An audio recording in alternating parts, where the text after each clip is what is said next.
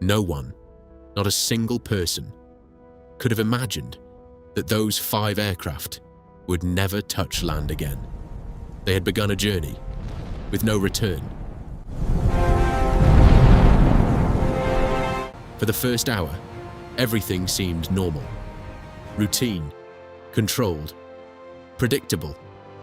Around 3 p.m., they successfully dropped their practice bombs over hens and chicken shoals. A fishing boat captain later said he saw 5 planes flying low and heard the explosions. Everything seemed fine, but then, at 3:40 p.m., just as they were supposed to turn north and head back, a strange transmission crackled through the radio at Fort Lauderdale.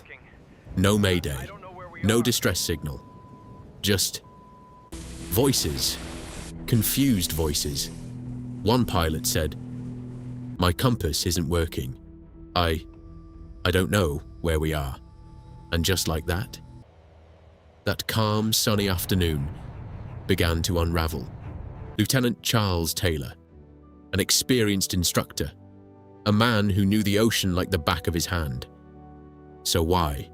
Was he lost? Why did the familiar sea suddenly feel unfamiliar? They had completed their mission. They should have been over the Bahamas, clear waters, scattered islands below. From there, it was simple. Turn north, fly straight, back to Fort Lauderdale. Visibility, perfect. Weather, clear. Everything was normal, except nothing was.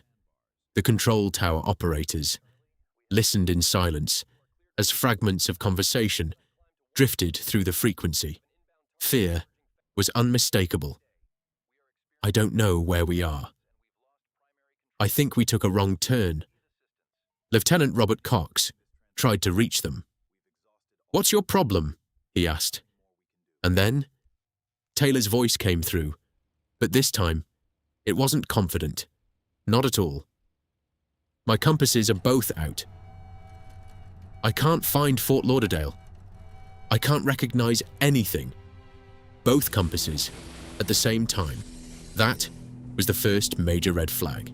These aircraft had 2 different compass systems, one electric, one magnetic, for both to fail simultaneously. Almost impossible. And even if Taylor's plane had issues, the other 4 didn't. So why didn't he follow them? Or was he already too disoriented, too panicked, to trust anything anymore? Taylor kept repeating, "We must be over the Florida Keys." But he was wrong. That single belief, that one fatal assumption, sealed their fate.